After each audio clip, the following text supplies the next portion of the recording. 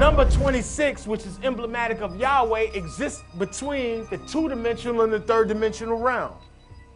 The number 26 is the only number in the universe that exists between the square and the cube number. So why do you think it was the most propitious means by which to define a God? Yhwh equals 26. 10 plus 5 is 15, plus 6, 21, plus 5 is 26. 26, see, a lot of people, when I said this in New York, I said, what does 26 do that no other number does? I said it exists between 25 and 27. And everybody was like, come on, dude. You got to come better than that, brother. Well, it's nothing better than that. What's messing with all of the infinite number sequences on the planet? Nowhere in numbers does it appear that there is a number between a square number and a cube number. Are you understanding why you name something that has a principle that underlies something in the universe that nothing else can touch?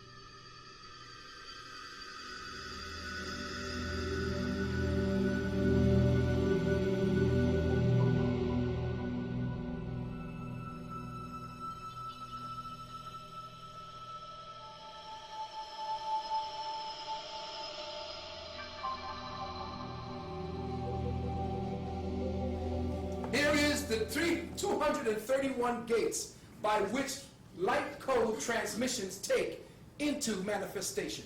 From this particular wheel that you see, these encoded scriptures right here, there are 231 gates connecting everything to the center. The center emanates outwards and then emanates back to itself through your thinking patterns. Yes. Next. The 4 cycles of the 231 gates, the first cycle is absolute emanation, 182 gates of creation, 50 gates of understanding. The second cycle, Briar, or creation, the 238 gates of 31 gates of creation. The third cycle, Yetzirah, formation, the 231 gates of initiation. This is why I started here. So you can understand the world of form before I even get to beginning the world of creation and emanation. Before you can even understand that, the 4th cycle, which is what you all are coming from, is based upon redemption, the 50 gates of understanding and ascension, the 182 gates of Ashiatic redemption. This is what we're doing in the last 20, 25 years. I was dealing with this level. Now I'm here. But I'm hoping that I'm around long enough to get you here and there.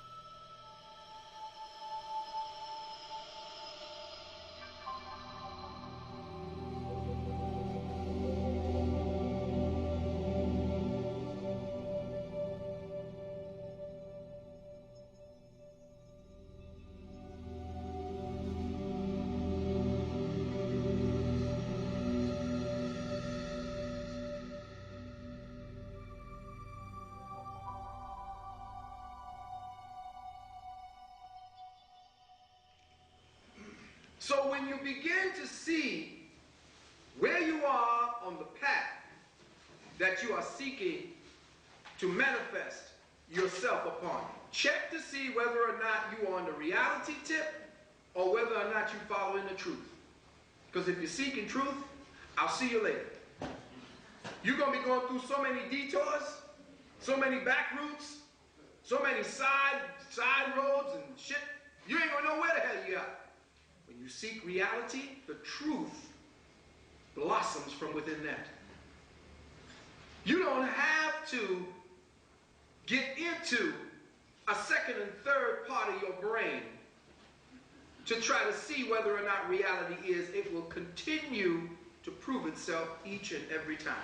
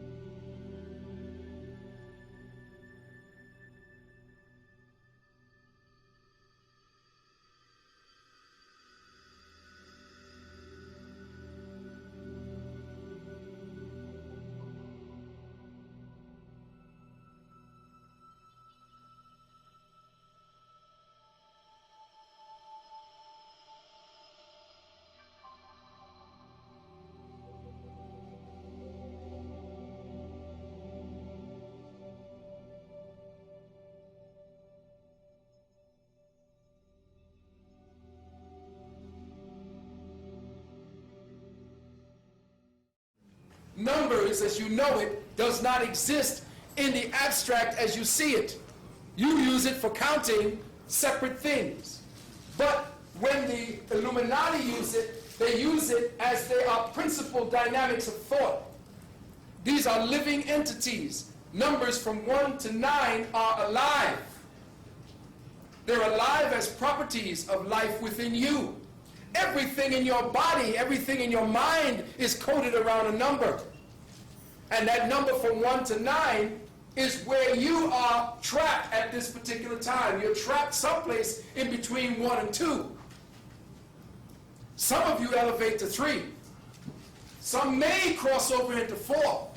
But none of us have ever crossed over into 8 and 9 and 10 yet, because we're still locked down in certain numericals that keep us in a threshold.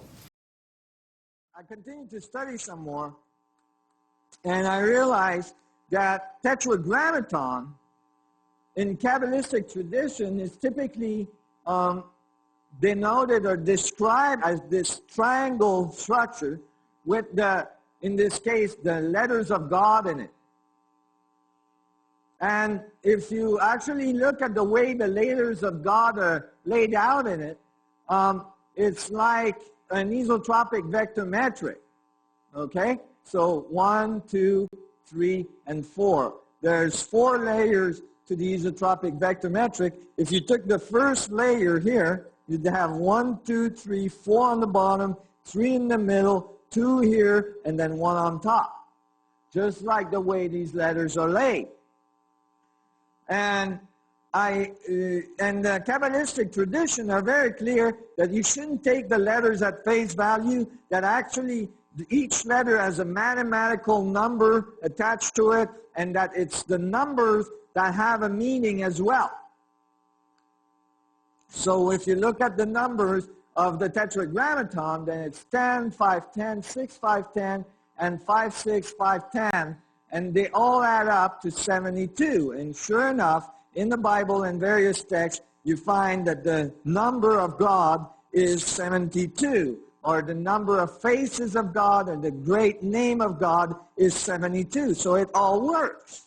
It's really nice. The thing is that this is only a male God. It's missing its better half. Remember? It's missing its polarity. And so imagine that you wanted to leave a code on a planet that's not so evolved, but you wanted to leave the code so that it would give them great power at an important time in history, but you wanted to make sure that it could not be decoded until they were ready for it. How would you do it? When maybe one way you would do it would be to give the code in a polarity way, so that you would have that a civilization come to the realization of the qualities of polarity before they could decode the code. So, and that would most likely be a society that's ready for that type of power. So, when you take the male Tetragrammaton and you add the female one, or the positive and the negative one, then you have to add a second isotropic vector metric. So the result is that you would have to double this number. 72 twice is 144. 144 is in the book of Revelation as a very important number for the new and the changes of the new world.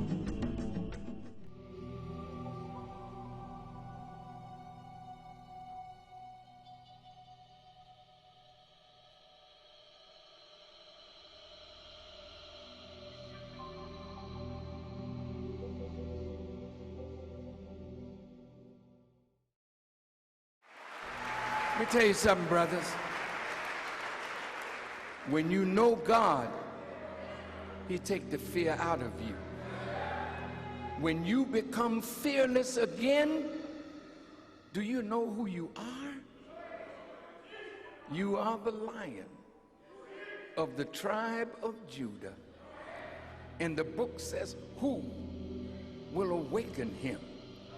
And when you are awake and roar, you know how that lion roars, brother? The whole jungle get quiet. See, right now, you an animal. You're not God yet. You in the jungle, and the other animals are afraid of you because you got some heat, you know.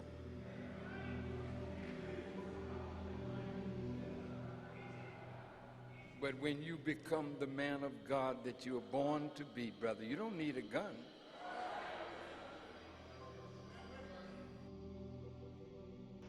There is a consistent worldwide history of human extraterrestrials showing up in ancient cultures that are giving us civilization.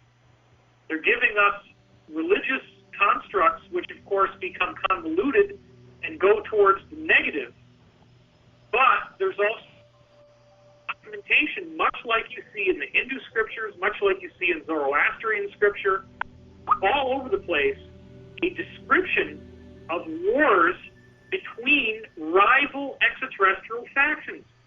And the good guys have always been there, and they're hierarchical. You got to remember, in the Bible, there's multiple types of mighty ones, or Elohim. Angels being the bottom of the hierarchy. Then have archangels. Then have what are called virtues. Then have what are called powers. You then have what are called cherubim. And finally, at the top, you have what are called seraphim. And when you look at this hierarchical structure, specifically you go up into the higher levels, the seraphim always are shown as having 6 wings. This is how they're described. Now, William Henry made a convincing argument at our conference that we recently did together, that he invited me to do, and I accepted, that the 6 wings would actually represent the double tetrahedron. These beings do manifest the geometric Merkaba, what Richard Hope has been talking about all this time, when they come out. The other thing he said that I found really remarkable is that many, many of these traditions talk about the seraphim as serpent beings. And it's in the Bible, and there's documents of this, there's drawings of this, and there's other cultures that refer to serpent beings as well. He makes the argument that what they are calling the serpent is actually the end of a wormhole that appears when these beings show up. So you now have a being that shows up in a double tetrahedron, which is the 6 wings, with the wormhole behind him, hence the Stargate.